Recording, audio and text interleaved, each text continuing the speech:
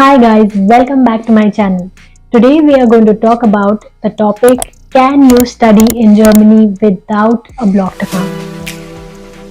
When you book a visa appointment, blocked account is one of the documents that you need when you're going for your appointment or that you have to submit to get a German visa. But there are also ways that you can study in Germany without the whole process. But if you want to know what is a blocked account, how to open it or how to close it, who can help you with it, then go to this video, German blocked account for students, and you will get all the information there. This is a part 2 about how to study without a blocked account. So let's get started. There are 4 ways in which you can study in Germany without a blocked account, given that your case matches these requirements. Given that you have some other ways to cover those living costs when living in Germany. Let's start with number 1, a scholarship.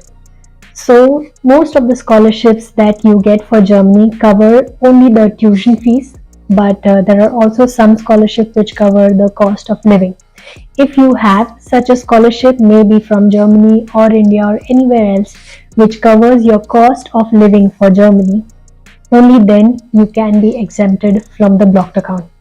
And I would say it is very difficult to get such a scholarship because most of the universities in Germany, public universities, they have zero tuition fees, and that's why it's not that easy to get a scholarship which will also fund your cost of living. In very rare cases you may get one. My friends had got a scholarship from India itself, not the German scholarships, but something from their city or maybe from some company or something like that, and that's how they covered their living cost. Number 2, a sponsor letter or Verpflichtungserklärung from a relative or friend who is living in Germany. I have done this process of Verpflichtungserklärung myself for my brother, that's why I know about it, and let me tell you how to go about it. So if your relative or friend gets an admit for masters from Germany, then you have to go to your local Rathaus or Ausländerbehörde and tell them that you want to finance this person. So there will be a form which you have to fill. They will take all your information about where you are living, where you are working, how much is your salary, and how much are your living costs, how big is your house, what's the rent, all your expenses that you have to do. They'll take information about that on this form, and after a few days they'll inform you if you are able to sponsor them or not. Every city has a minimum cost or criteria that you have to fulfill. For example, let's take the city of Munich. If their minimum cost is 1200 and your income is not able to cover this, so you cannot keep 1200 for yourself and then be able to provide that on top 934 euros to the person you are sponsoring, then it is highly likely that this sponsor letter for you can get rejected. So make sure that all these criteria are met. Once you meet the criteria, then they will call you in the Rathaus or the foreign office, and you'll have to pay around 29 euros, maybe, I'm not sure, it depends on city to city.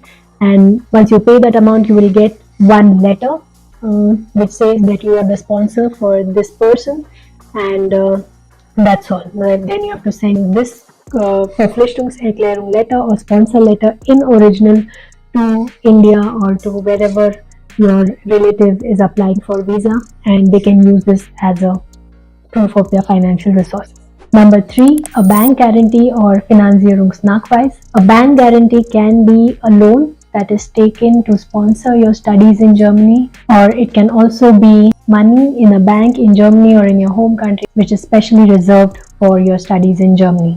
For this, you will have to get a letter from the bank where the money is, that this is the guarantee for your German study visa. Number 4, income of parents. So if your parents are earning well, that they can sustain themselves from their income and also send you extra money to cover your living cost in Germany, then you can use the proof of parents' income as your proof of financial resources to cover your cost of living in Germany. For this, you'll have to show past 3 months of your parents' income, or you can also use contract of your parents' job. So it should in the contract that it will be mentioned what is the salary, how much is the contract, is it temporary, maybe it ends next month, or is it a permanent contract, so that you can be sponsored for all your stay in Germany.